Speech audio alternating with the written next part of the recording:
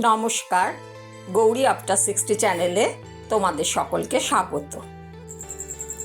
আজ করব পাট শাকের রেসিপি। বাজারে তো এখন প্রচুর পাট শাক পাওয়া যাচ্ছে। আমি পাট শাকের বড়া করব, কিন্তু একটু অন্যভাবে। মুগ ডাল দিয়ে পাট শাকের বড়া করব। তোমরা আমার সঙ্গে থাকো, দেখতে থাকো। পাট পাতা বড়া করার জন্য একটু যেহেতু অন্যরকমভাবে করব, পাট শাক তো নিয়েছি। এর কী কী অংশ আমি নিই তোমাদের সঙ্গে সেটা শেয়ার করব। নিয়েছি পাট শাক, আর নিয়েছি এখানে মুগের ডাল। এই মুগের ডালটা কিন্তু আমি পুরো 1 নাইট এটা ভেজানো ছিল। তারপর সেটাকে খুব ভালো করে ধুয়ে নিয়েছি। এরপর এই মুগের ডালটাকে আমি পেস্ট, তারপর কিভাবে আমি এই পাট পাতার বড়াটা করব, কিন্তু একটু অন্যভাবে। সাধারণত যেভাবে আমরা পাট পাতার বড়া খাই সেভাবে নয়, সেটা তোমাদের সঙ্গে আমি শেয়ার করছি। তোমরা আমার সঙ্গে থাকো। দেখো, পাট পাতাগুলোর শুধু এই আগাগুলো নিয়েছি। এই যে একদম প্লেন এই আগাগুলো নেওয়া হয়েছে। এইগুলো শুধু আগাগুলো, এই আগার অংশটুকু নিয়েছি। এই ডগাগুলো নেয়ার পর ভালো করে জলে ধুয়ে নিয়ে এই ঝুড়িতে কিন্তু পুরো জল ঝরিয়েছি। জলটা কিন্তু ঝরিয়ে নিতে হবে। জল শুধু নিয়ে বড়াটা করলে এই মুচমুচে ভাবটা আসবে না, যার জন্য জলটা ঝরিয়ে নিয়েছি। এরপর আমি কিভাবে বড়াটা করছি তোমাদের সঙ্গে আমি সেটাই শেয়ার করব। ব্যাটারটা তৈরি করার জন্য প্রথমে এই যে মুগ ডালটাকে আমি পুরো পেস্ট করে নিয়েছি। দেখো, পেস্ট হয়ে গেছে। এই মুগ ডালের পেস্টটা এখানে বাটিতে নিয়ে নিলাম।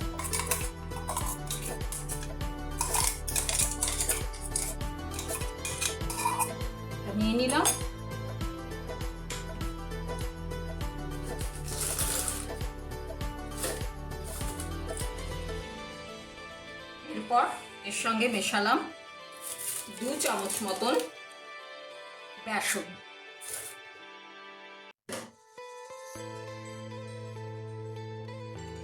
এটাকে এবারে ভালো করে মিশিয়ে নিচ্ছি।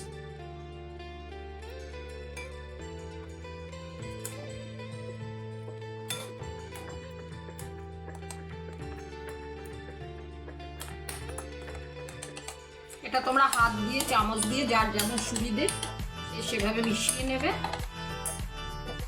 এরপর এতে দিচ্ছি সামান্য একটু হলুদ,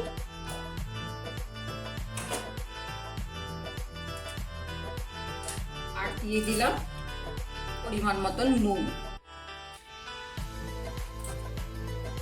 এটা আমি মিশিয়ে নিলাম।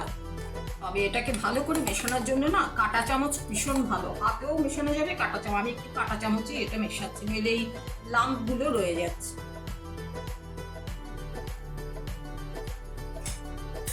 দেখো, এটাকে কাঁটা চামচ এবারে খুব ভালো করে ফাইন করে একদম মিশিয়ে নিচ্ছি, যাতে কোনো রকম লাম্প না থাকে।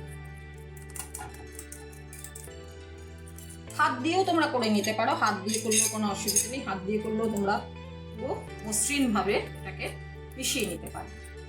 এই আমার ব্যাটারটা দিলাম। এবারে লাস্ট আমি দেব, দেখো, একদম 1 পিঞ্চ মতন এই বেকিং সোডা। এটা আমি এবারে এটাকে মিশিয়ে নিচ্ছি। ব্যাস, তৈরি হয়ে গেল আমার ব্যাটার। এইভাবে এবার আমি কিভাবে ভাজছি তোমাদের সঙ্গে সেটা শেয়ার করছি। দেখো, পাট পাতাগুলো জল ঝরানোর পর প্রত্যেকটাতে দুটো দুটো করে নিয়ে নিয়েছি। দুটো দুটো করে ডগা নিয়েছি। এই যে দুটো দুটো নিয়েছি। এরপর আমি ভাজা স্টার্ট করছি।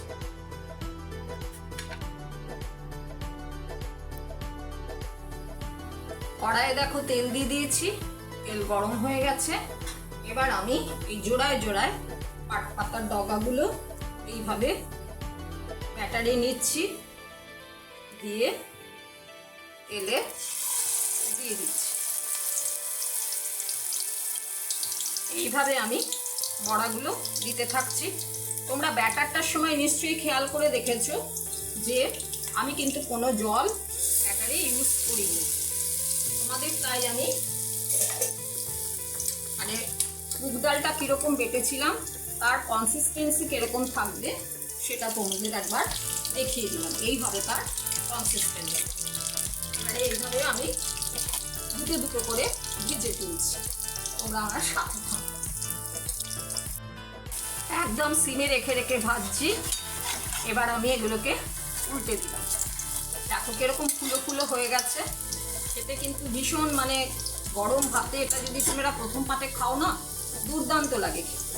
এই পাট পাতার বড়া যদি এভাবে মুগ ডাল দিয়ে করা হয়, ভীষণ সুন্দর টেস্টি হয়। আশা করি তোমরা এটা করবে বাড়িতে, আমাকে জানাবে কমেন্ট করে যে কেমন লাগছে।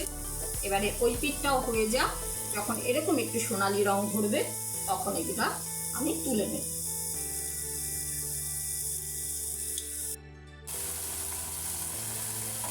দেখো এপিঠ ওপিঠ দুপিঠই আমার পুরো সোনালি রং নিয়ে নিয়েছে। এবার আমি এগুলোকে তুলে নিচ্ছি।